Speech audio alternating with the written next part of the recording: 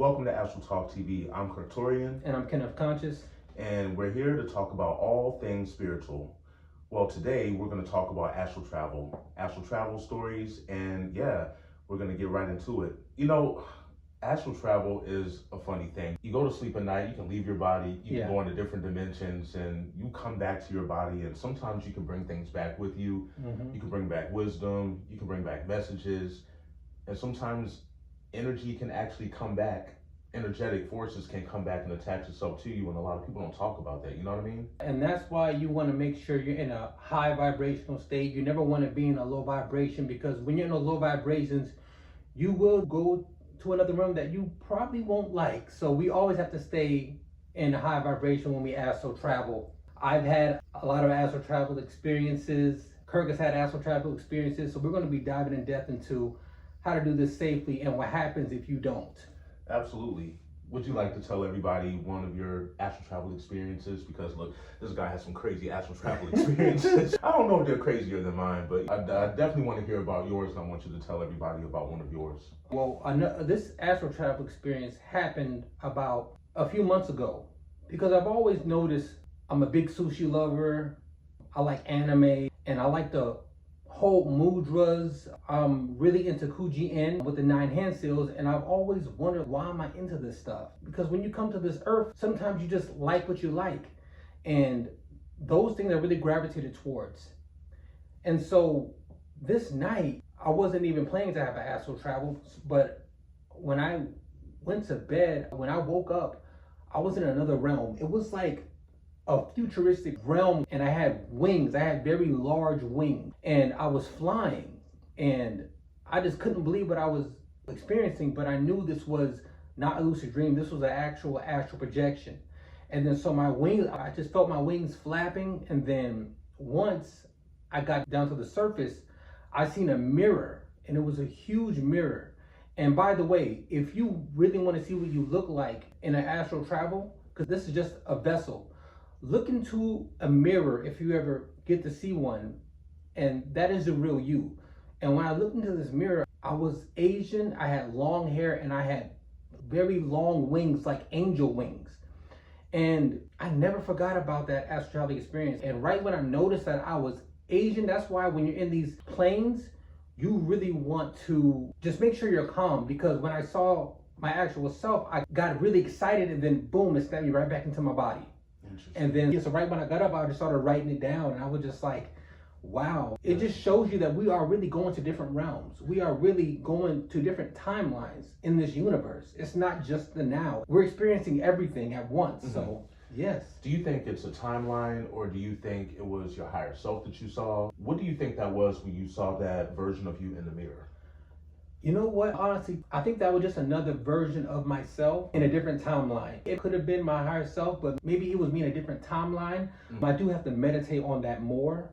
But I do think that was either a higher self or me on a different timeline showing me, hey, the spiritual work you've been doing, keep up the good work. So, oh, no, you're fine. So that's definitely interesting. This astral travel stuff is it's phenomenal, actually. Some of us can do it at will, and some of us, we do it accidentally. So do you do yours accidentally, or do you do yours at will? You know what? The funny thing is, I have one of the best experiences when I'm doing it accidentally, but I still have other ones that I do. You know what? I can tell you about one that just happened yesterday. Now, this one was insane. I don't know if you ever seen the movie. Oh, have you ever seen the movie Inception? I don't want to spoil it for you. I really don't want to spoil it for you. But I have not seen the movie Inception. I keep hearing about this movie. I keep hearing about it left and right, but I have not seen this movie. And you're probably the 7th person who said something about the movie, so I guess I'm going to have to go and see this movie soon. Oh, by the way, it's universal law to tell us what they're doing. So that's a fact. Yeah, so these movies, a lot of them are like, this is actually real. This stuff is real. So just keep that in mind. But in this dream, I woke up, I had off of 3 hours of sleep, and I was like, man, how am I going to go back to sleep? Then I was like, you know what, let me just try something, because it is good to try to astral travel, right? When you wake up, or you set a timer and you want to wake up and you go back to sleep. So on this time, when I woke up, I just on my back, and then I just went. I was like, you know what? Let's try it. And then I want to say in the first 10 minutes, because I was already tired, I was on my Right. back, my whole body started vibrating. And that's what's going to happen. That's one of the steps. Your whole body is going to start vibrating, so don't freak out at all. So my whole body started vibrating, and then I felt my lift up out of my body. I actually felt it. And then when I felt myself lift up, I was actually in another realm again. And I was just flying around. And it was a city that I used to live in. And I was just flying around, and the city looked the same, but it was just different. It looked, I want to say a war was going on or something like Wow. that. It was just so weird. And then for some reason, I'm flying around and I go back to an old house where I used to stay at. And then I'm like, you know what? I'm going to just lay down because I'm thinking that I'm out of this astral projection, which I'm really not. So I laid down in the bed at the house I used to stay at. And as I'm in bed, I can feel my body go back into my body. I can feel it. I can hear the ripples on my spine. It's like every spinal cord had a coil, so it will snap back into my body. Yes, I felt everything snap, and I'm like, I'm back. When I got up out of that bed, I heard somebody yelling my name, Kenny, and I was like, there's no way I'm back here. There's no way. So I was just like, I was hearing this voice, and that voice sounded very familiar to me. And I was like, wait, I don't live here anymore. Right. So I knew something was wrong. I'm out of the state by now. What is going on? So I get up, and right when I get up, I start floating. And I'm like, oh my gosh. It felt like Inception because there's dream states, and you can get, in that movie, you can get lost in the, don't mean to spoil it, but you can get lost in the dream world like that. And you don't know if it's real or not. I've experienced that before. Okay, I have a story about that. Well, I'll probably talk about that another time. But you're asleep, so you wake up. But when you wake up in another dream. I woke up in another dream, but it's like that. But I woke up in, it was another timeline. I astral projected, and I went to another timeline. And then when I went to that timeline, when I got up, I started floating, and I was like, oh wait, I'm on another timeline. And I look outside the window, and I see my car. And I was like, wait, somebody's driving my car. So I fly through the window to see who's driving my car, and it was me. And he, like myself, he looked at me, and then he got out of the car and he started walking towards me. And I was trying to give him a message that, hey, I'm from a different timeline. You have to get out of here. But the words were coming out so, you have to leave. Everything was just slowed down. It was crazy. And then as I was talking, I felt myself coming out of the astral projection. I felt myself. So I started to look at my hands. Because when you look at your hands, for some reason, it keeps you in there longer.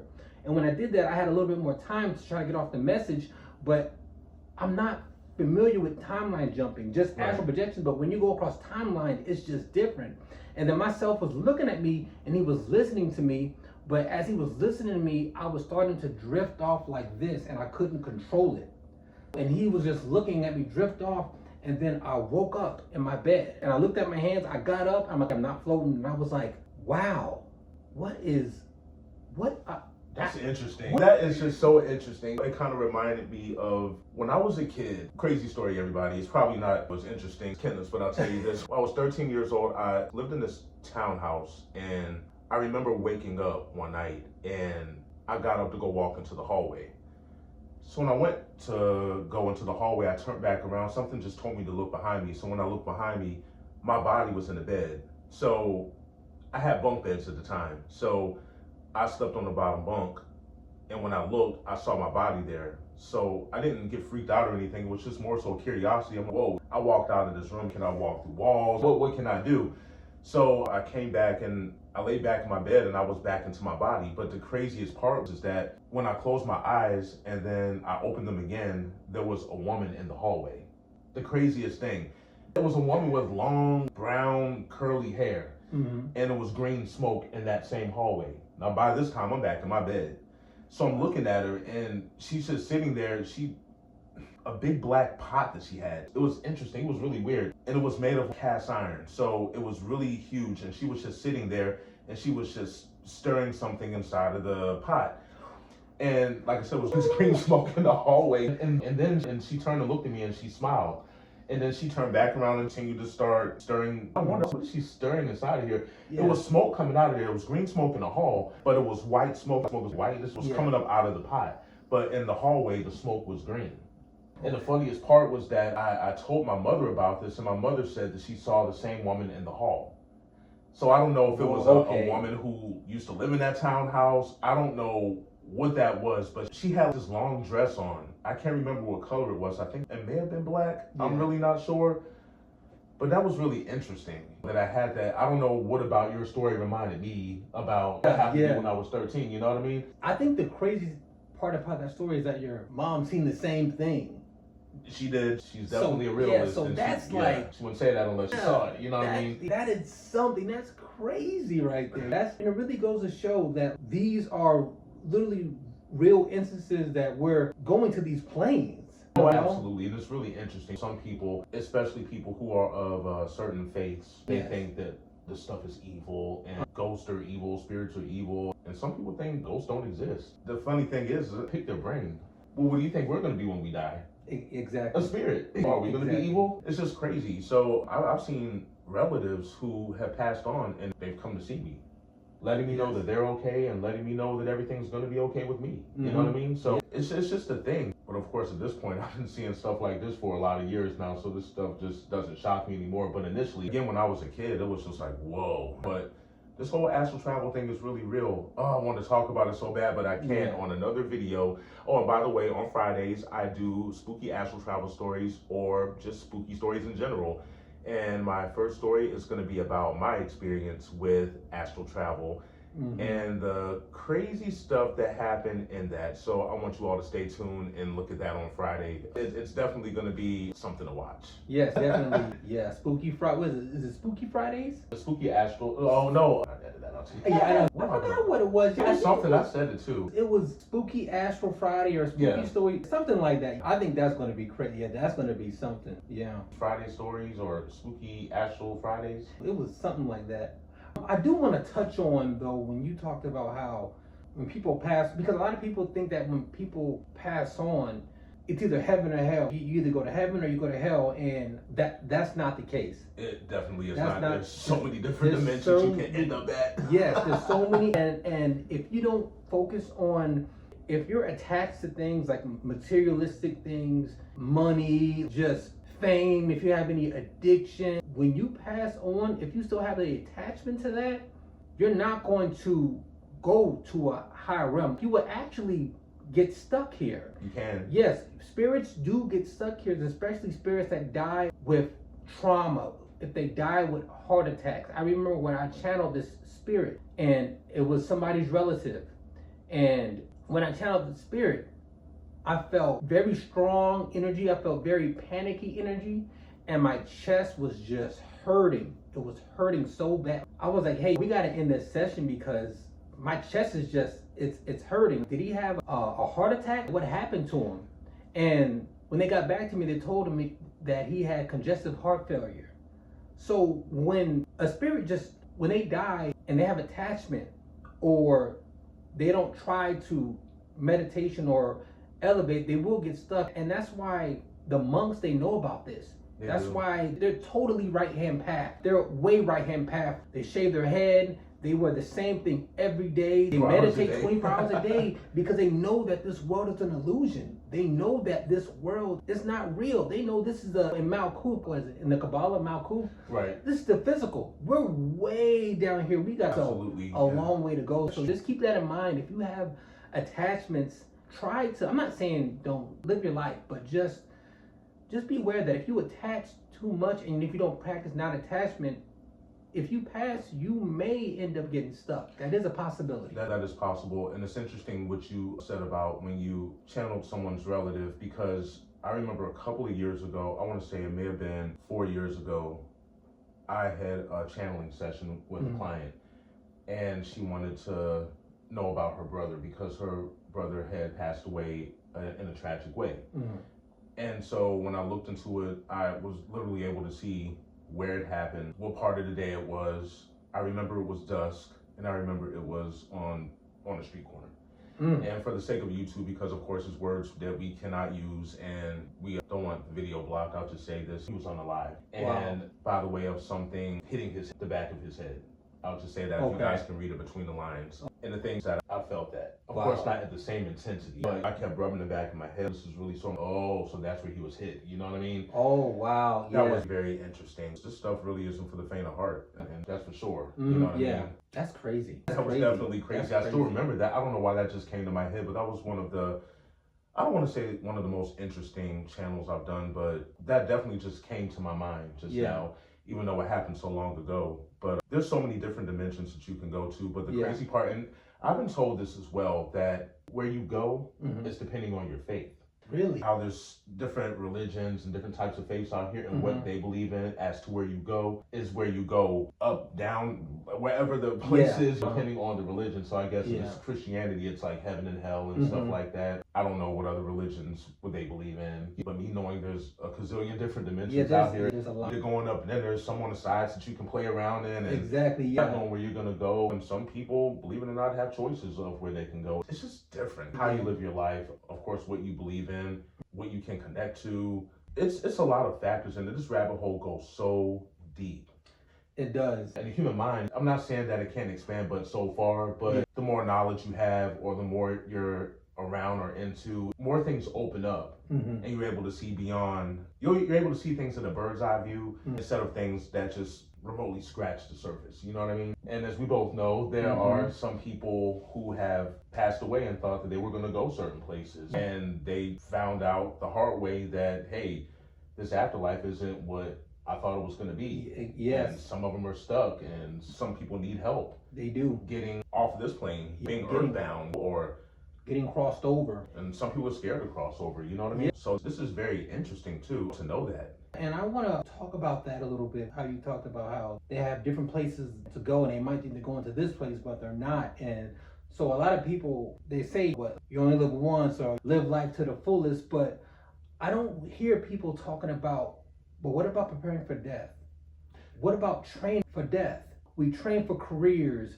We train to get ahead in life. It's all about the money, right? I feel like this is like the world has everybody on a fight or flight, and which really traps us in the root chakra. It's all about survival. It does. So you just because you have money, you gotta do this, gotta do that. But what about training for death? How about, what if we took some time out to meditate? Because I believe that when we die, everything is just stripped from us.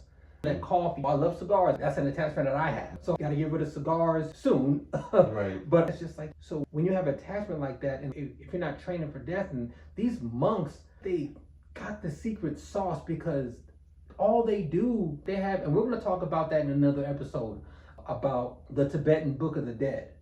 We talked about there's three phases to death that they believe in. The first one is the first bottle, then you got the bottle of visions, but we're gonna go in depth in that in another episode. Yeah, it's gonna blow your mind. That's gonna blow, because what they believe in, and it's like, when I think about that, it's just like, wow, why don't we train for that? Why aren't we not training for the afterlife?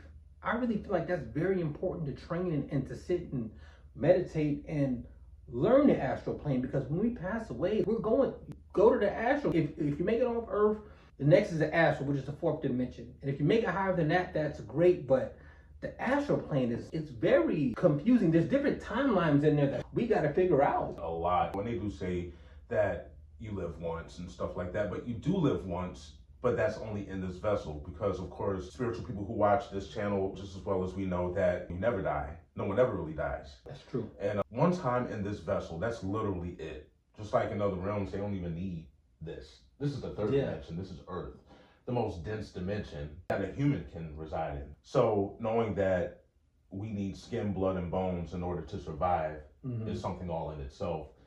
And to be free from that upon death, I think that could definitely be a good thing. To just not need that anymore, and to just go on to wherever you're supposed to go. Because the things that when you die, you're actually born. When you're born, you actually die, which is just weird, because the things that when you're born, from the first day that you're born, you start to age the first day that you're born. You start decaying every single day of your life. And then you become an elder. Maybe you can barely walk. Maybe you'll need a cane. Your bones are brittle. The osteoporosis kicks in, or whatever happens with that. You know what I mean?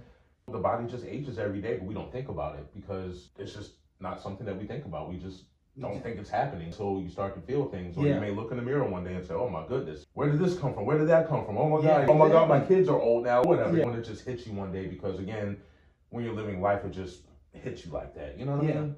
So, Wow. So could this life, and I just thought about this right now, could this be the death realm? Because in this realm, because we all know you don't really die, we're just energy. Energy just goes somewhere else. But to get out of this 3D dimension, we have to die to get out. you do, and the things that it could be a death realm, apparently, maybe even a semi-death realm, but I don't know, I look at this planet more so like a school.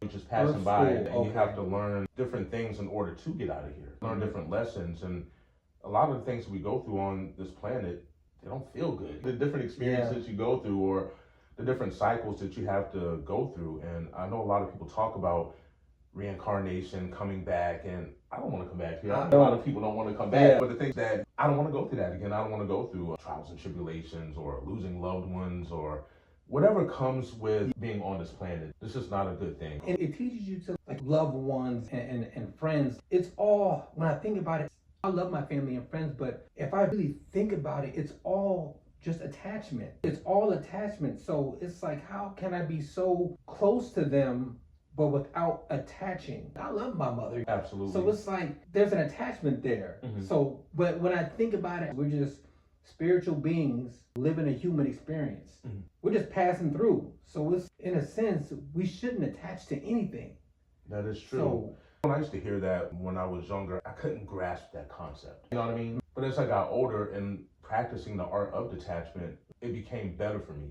Whether it was people, places, or things, to know that, hey, I don't have to attach to this. It's okay to love people, places, and things, but just don't attach yourself to them on that type of magnitude where you feel like you can't live without it. You know what I mean? that's a good point right there. It is. And that took a long time. It took years for me to grasp that concept, but now it's just different. And so that's what I try to teach from time to time, especially when I see them like, hey, attaching to this, practice detachment and see where that goes.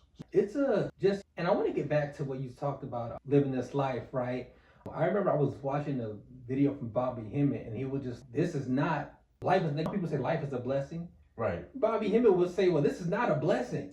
He was like, I think he said, now I might misquote this, but he was just like, life is not a blessing. He was like, life is a lesson. You have to learn the lesson. He was like, how can this be a blessing?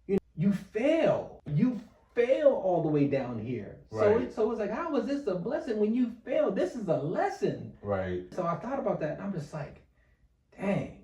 I started to think, I was like, man, how many times have I been here? Because I know I've been here more than, I know I've been here more than once. I can feel it, because things over the past 5 years, things have just been going crazy. Things have just been weird. Right. There's something to learn, the Mandela effect and everything. Things are very like, and it's like now that I'm practicing astral projection, and now that I'm doing meditations with trying to open the third eye, opening the crown and things of that nature, I'm going to so many places, and I'm like, it's just like, oh, this is the Matrix. Right. Nothing can tell me, no, this is really the Matrix. And I just really feel like we have to map out the astral plane and work on non-attachment to, so when we do pass away, we can get off this plane. I fully agree. Wow. Well, good conversation today. That was good. Yeah, that was good. So definitely thank you everybody for watching. Feel free to comment down below, share, subscribe. Look for more stories, spooky astral travel stories on Fridays. Moodra Mondays with Kenneth. Moodra Mondays. There's going to be a lot going on. Segments on numerology. There are going to be card readings. It's going to be going on. So just stay tuned. Yes. And Reiki, definitely, I forgot about that. Of course, obviously, because we're two shamans. Yeah, Reiki, healings. We're going to have Reiki sessions for anybody who wants to join. It's just going to be a lot that's going on. So definitely. So tune in. All right, you guys have a good one. Yep. Until then, see ya. All right.